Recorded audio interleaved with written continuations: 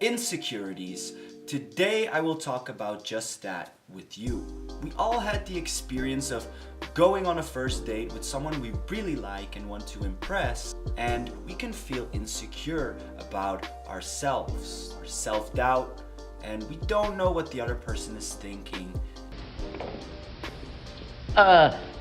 It's 10:33.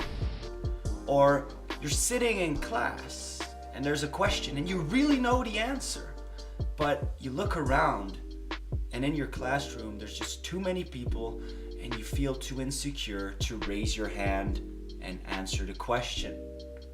Well, we've all experienced this self-doubt or insecurity in these situations, but also in general in life. And although there is a negative understanding of insecurity, if people think something's wrong with me, I shouldn't feel insecure. At the end, it can even become a negative cycle because you get insecure of being insecure and so on. The cycle continues. However, in this video, I will share with you 3 very interesting facts about insecurity.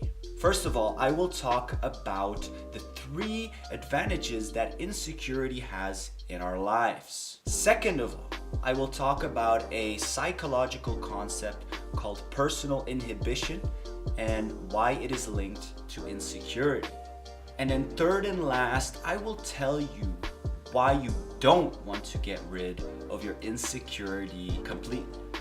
So let's go.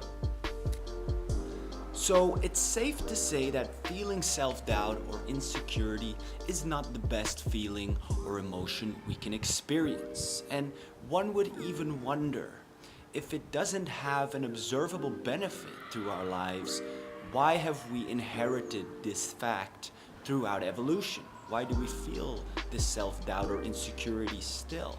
Even though this may seem true on the outside, there's actually the first benefit of insecurity, and this is that it has a monitoring effect. Because of the feeling, we get the incentive to monitor our surroundings, ourselves, and our behavior. Imagine crossing the road without even looking because you're so secure and you're so confident that you will get to the other side of the road. Well, most probably, there is a possibility to get hit by a truck. So in that situation, your insecurity is actually the incentive to look around for dangers.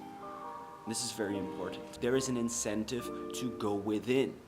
We go introspective and we look at our behavior points, characteristic points, and others that may need some work. Because if you feel super confident and with zero insecurity, then you will not feel like you have work to do.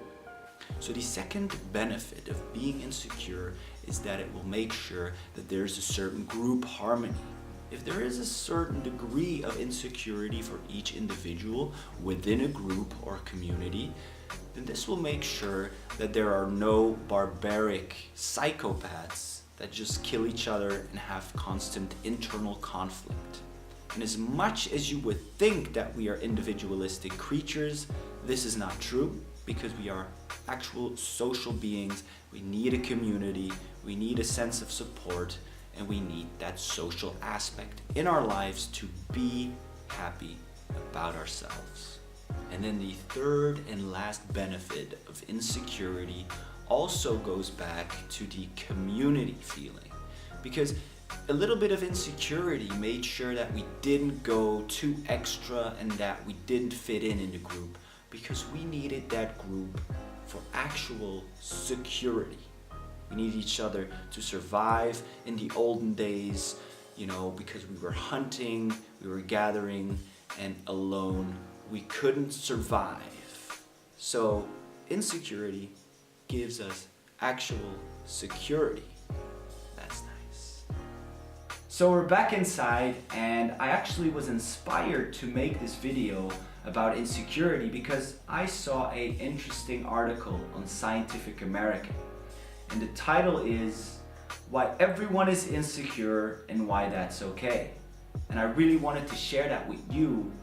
And a super cool point in this article was the concept of behavioral inhibition. all organisms, from bacteria to fish and even human beings, that they are all biologically programmed to be cautious or insecure when there's a new environment, when they are in contact with other new organisms. This, in general, just increases the chances of survival, because there's first a way of calculation of the dangers that are possible before actually doing something, before taking action in certain way. Now, thinking about insecurity and what effect it has on our lives, how cool would it be that we would never experience self-doubt or insecurity ever?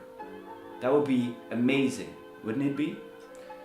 Well, you would think so, but there's actual evidence that the opposite is true. So in this study, Niels Beerbaumer took scans, MRI scans, that are looking for certain activity within brain areas. And he had both groups, the social anxiety group and the psychopath group, in that scanning apparatus. What he saw was truly mind-blowing, because in the MRI scans of the social anxiety patients, he saw that the frontolimbic circuit was very active. This is actually the social smoke alarm area. So this is where constant monitoring is going on of our surroundings, of our own behavior, etc. And the craziest thing was, in the psychopath group, there was almost zero activity in that same frontolimbic circuit.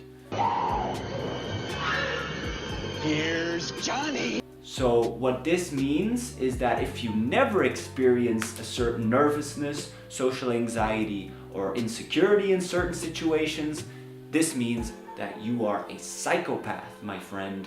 So the next time you feel a little bit of that insecurity or self-doubt, know that it's okay, that everyone has this, except for a few psychopaths here in the world, the 1%, and that it is beneficial for you in a lot of ways. And if you like this video, don't forget to actually like it and subscribe to Be Mindful for more of this type of videos.